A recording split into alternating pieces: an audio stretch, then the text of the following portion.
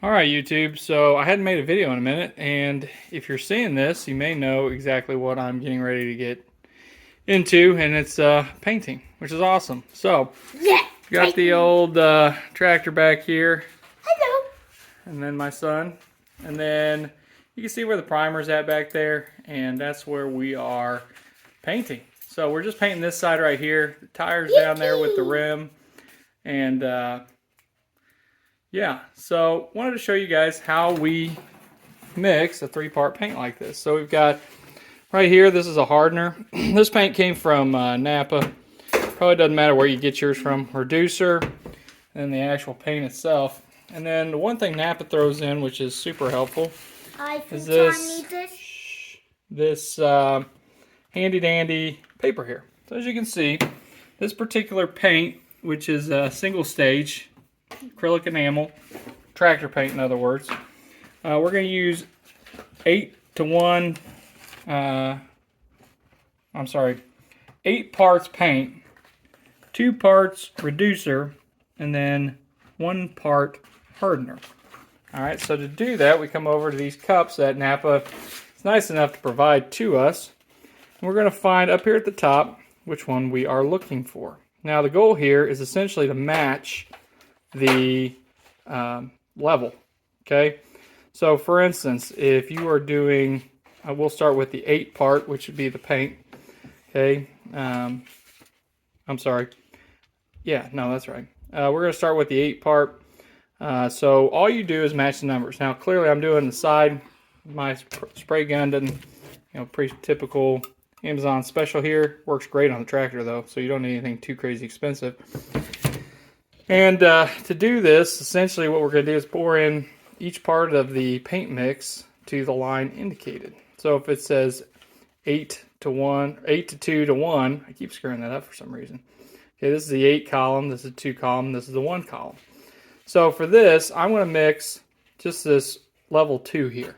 Okay, that'll be maybe more than enough, I don't know. So you'll notice in this column it says 8, okay? That's the paint. So I'm going to fill the paint up to this first level 2 here on the far left.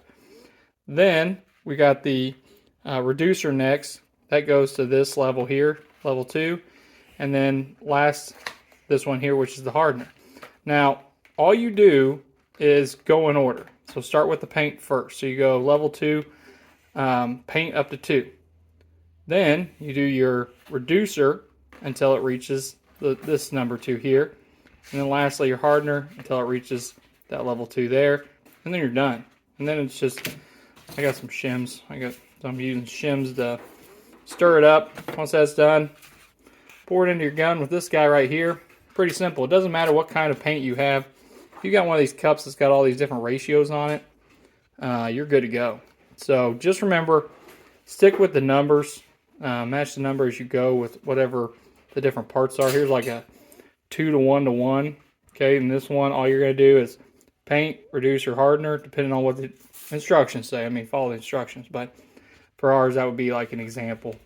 But if you have one of these pages, even better, because that's going to help you figure that out a whole lot faster.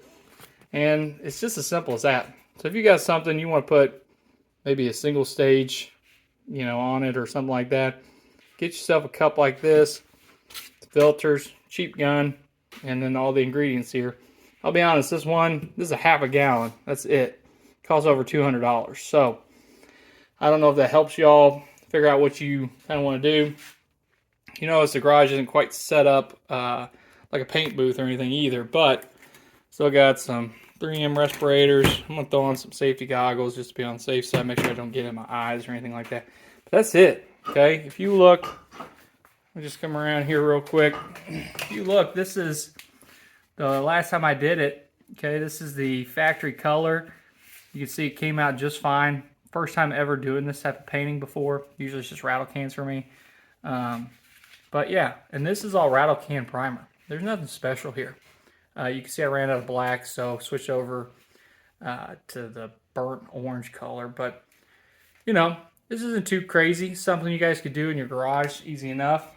And if you're super, super duper serious about it, you could probably take a few more precautions than I did, as far as you know, super ensuring there's no dust or anything like that. But for this tractor, we just want it to be, you know, if you watch the Vice Grip Garage, Derek on there, you know, that you're at the tractor show, you see it from, you know, 100 feet away, and you're like, man, look at that paint job. Okay, that's what we're going for. Yep, just like that. So hopefully this helps somebody out there if you're doing some painting like this. Here's the primer. I'm using a filler primer on the back. It's pretty pitted and whatnot. Not much sanding required on these old cast iron tractors, which is kind of nice. A lot different than it would be on, say, a truck or something like that. So anyway, got the stuff taped off. Don't want to get paint on, and I'm gonna get going with this. So maybe I'll post an update once I get a few more coats on here, and you guys look at the old TO30 once I'm done there. All right, so here you go. This is the after, still wet paint, but man, what a difference it makes. And it's kind of contrasting off the front a little bit. That'll change as it dries and whatnot, but man, I tell you, makes this old 1954. Okay, still had the original paint, what was left of it on it. You can see on the fender over there, kind of what that looks like. But man, just some paint, just a little bit of elbow grease, getting off that old stuff, and then man, you get this, which just looks phenomenal. And I am no paint and body expert, so don't think, oh, well, that's Hodge Garage. I can't do that. You can 100% do this. I literally taught myself from a couple YouTube videos similar to this and just went to town. So if you guys would like to see, like I said, I'm not an expert, but if you want to see like a Hodge Garage paint video, hit me up. I can do a little bit more on prep for a tractor. Clearly not an automobile. If this is your like 1970 Plymouth Roadrunner, yeah, maybe choose a slightly different path forward than I'm doing. But this is just cast iron, okay? It doesn't, like, you just wear and tear on this thing with some old wire brush and a freaking putty knife, and then yeah, throw this 3-part single stage on here, and it looks like a brand new tractor. Get you in here a little bit closer. This is a part down here I haven't even, this is like what most of the tractor look like. Yeah, so we get in here, checking for runs. There's a few spots that if you know kind of what you're looking for, you can probably pick out some runs in it. But really, there's just not that much. And that filler primer did a pretty good job. There's a little bit of runnage right in here. But I mean, by and large, yeah. And I know the brake drums out here, like I'll show you in here. If you guys have like a great method for cleaning these things off, really I'm just trying to get it like ready for our local tractor show that's in September. So this is March. If you know a way to get that off really good, please let me know, because I would love to hear that. And then, yeah, so I'm just doing this in pieces. So it's this side, then we're going to rotate. Oh, there goes the air compressor. Back here next, that's what it looks like. We'll get that cleaned up next. That'll be what I work on this weekend. And probably in the next week, but there's a lot of grease on here where the PTO was leaking originally. That's why this is leaking over here. There was a bad seal inside of here. And then if you look at the inside of this rim on the other side, there's a bad seal in here. So those seals have been changed. It doesn't leak anymore. But that's just like left over from years and years of, I think it sat for 5 years in a field until the guy bought it, and then I bought it off of him. So anyway, yeah, this fender's still in really good shape. So this one we're keeping.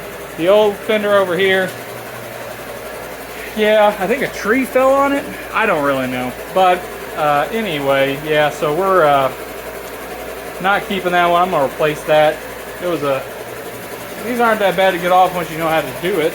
But yeah, so anyway, let me know kind of what your thoughts are on like degreasing options. I've used brake cleaner and engine degreaser and everything else, and it just doesn't do what I want it to do.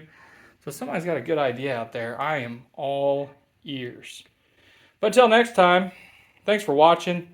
If you haven't done so already, please like and subscribe, and I'll make sure I keep putting out more content for y'all. Thank you much.